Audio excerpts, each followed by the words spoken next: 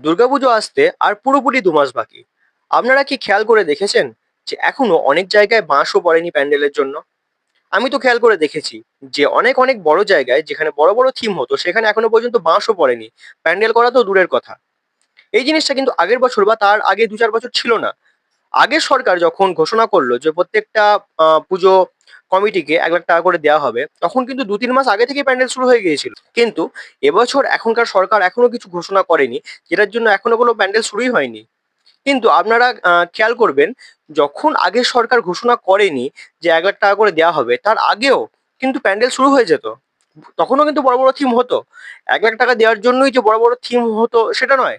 ১,০০,০০০ টাকা যখন অ্যানাউন্স হয়নি তার আগেও কিন্তু বড় বড় থিম হয়েছে ১০-১৫ বছর আগে।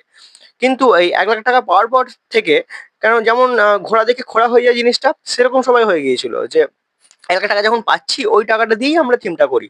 তো বাঙালিদের এই ঘোড়া দেখে খোঁড়া হয়ে যাওয়ার অভ্যাসটা সে ব্রিটিশ আমল থেকেই চলে আসছে। যে আমরা চাকরি করে যখন পয়সা পাচ্ছি তাহলে আবার কেন ব্যবসা করতে যাবো? কিন্তু ব্যবসায় বেশি লাভ। কিন্তু সেটা বাঙালিরা বোঝে না।